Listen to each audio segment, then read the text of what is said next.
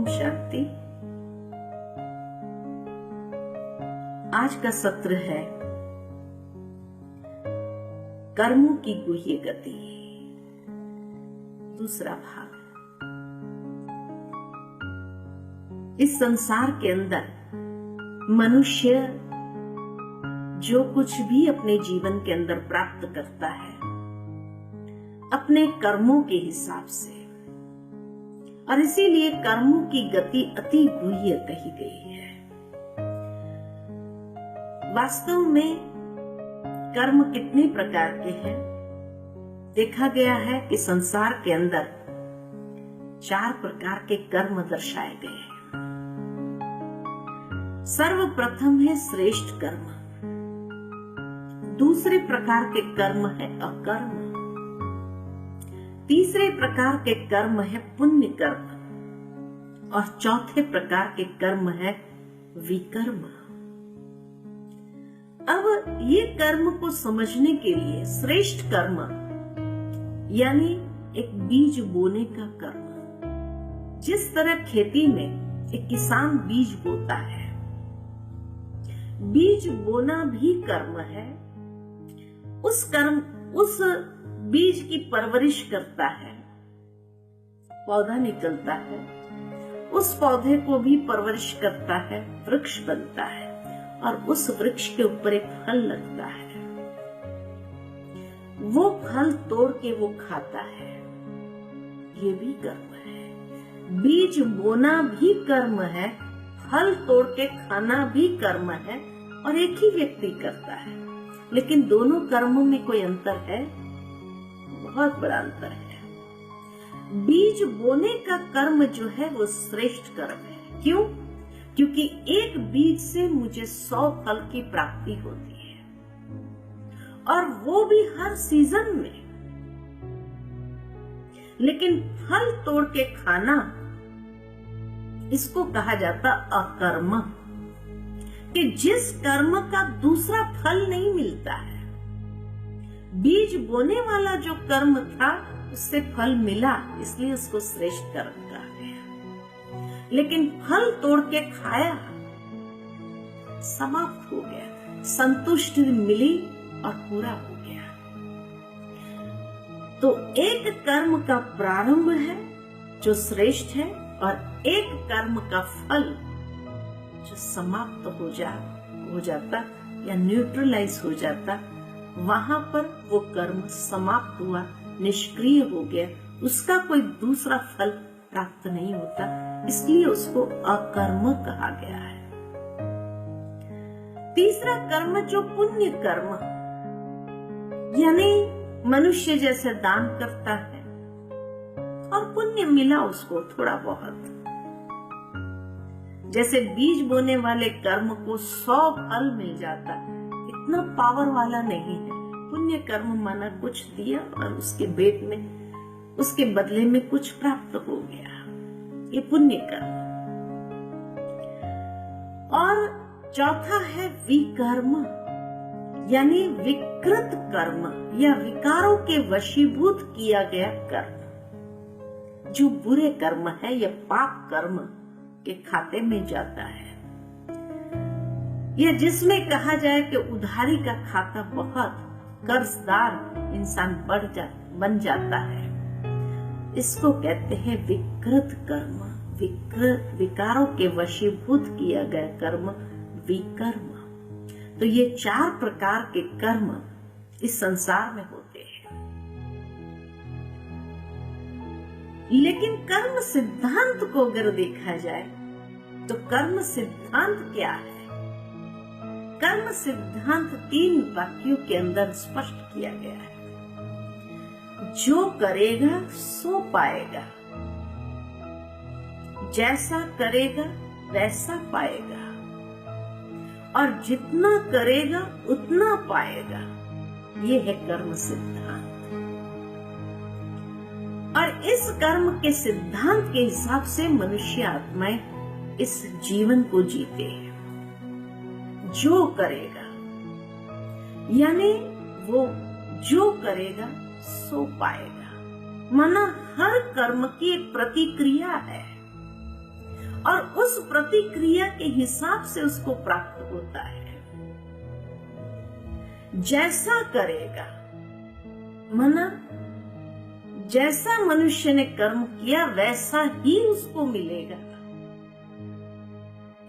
यानी वो प्रतिक्रिया भी कैसी होगी कि जो मनुष्य ने जैसा किया वैसा ही उसको फल मिलेगा। वहां कोई ये नहीं होता है कि समझौता नहीं होता है, और जितना किया उतना ही पाएगा। आज हर मनुष्य की इच्छा रहती है मेरे जीवन में ये भी हो वो भी हो, लेकिन अगर किया ही नहीं है तो कहां से प्राप्त होगा। कई बार वो भगवान से भी शिकायत करने लग जाते हैं, मेरे पड़ोसी को तो इतना दे दिया, मुझे क्यों इतना नहीं मिला। तुमने इतना ही किया है तो उतना ही प्राप्त होगा।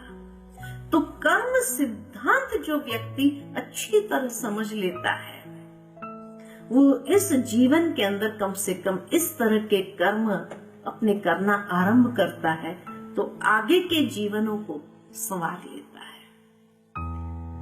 इसलिए उसको समझना जरूरी है।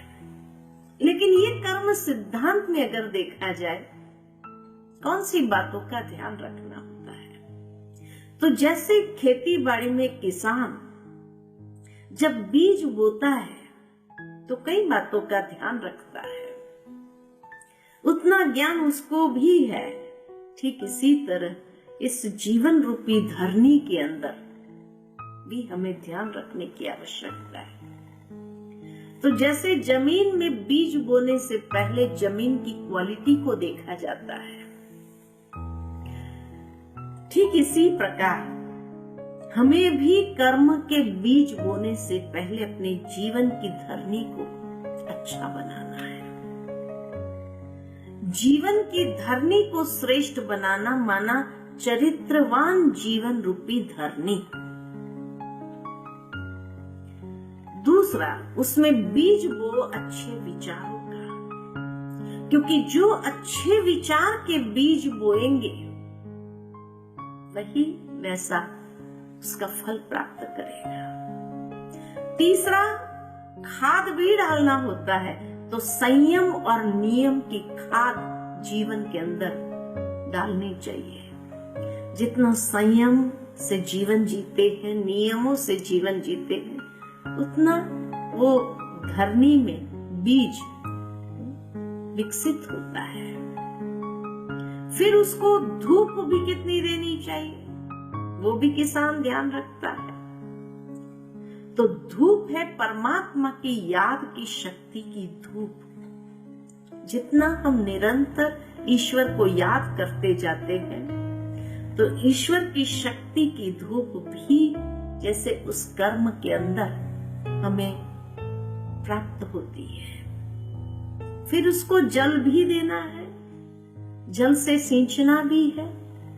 तो ज्ञान अमृत है, तो ज्ञान अमृत से उसको नित्य सींचते चलो। जितना ज्ञान अमृत सुनते जाएंगे, प्राप्त करते जाएंगे, सत्संग के माध्यम से अपनी वृत्तियों को स्वच्छ करते जाएंगे, उतना ये अमृत हमारे कर्मों को भी बहुत सुंदर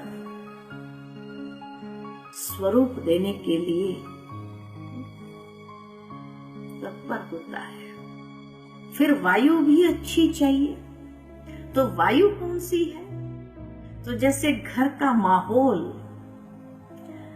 वायु का कार्य करता है। अगर अच्छे संस्कार घर के वायु में है, घर के वातावरण के अंदर है, तो बच्चों के अंदर अच्छे संस्कार बनते हैं और वो जीवन रूपी जीवन के अंदर बहुत सुंदर और आगे बढ़ते हैं। उसके ऊपर फल भी बहुत अच्छे लगते हैं। तो अच्छे संस्कारों का माहौल ये वायु का काम करता है।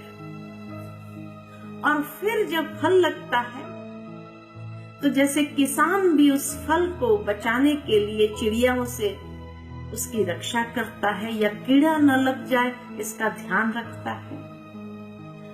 तो हमारे जीवन के अंदर भी जब अच्छे फल लगने आरंभ होते हैं, उस समय हमें भी ये दो बातों से ध्यान रखना है कि कहीं कीड़ा न लग जाए या कोई चिड़िया उसको खराब न कर दे। तो कीड़ा कौन सा लगता है? अहंकार का कीड़ा।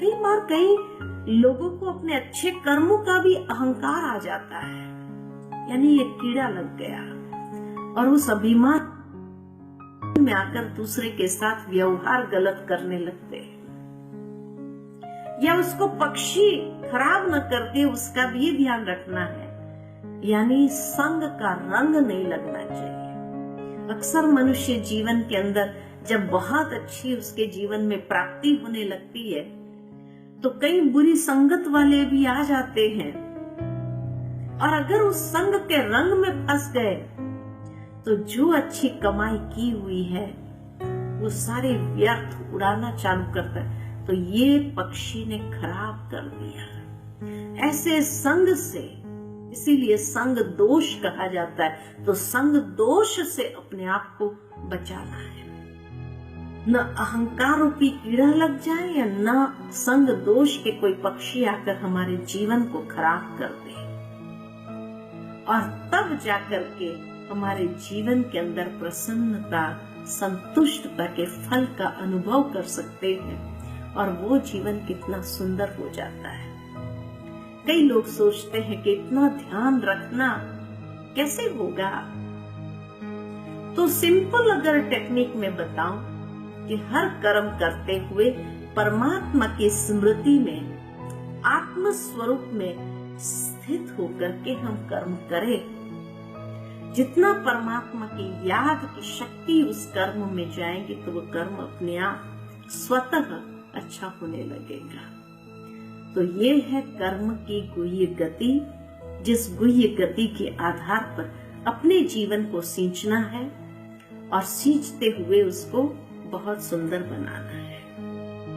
ओम शांति।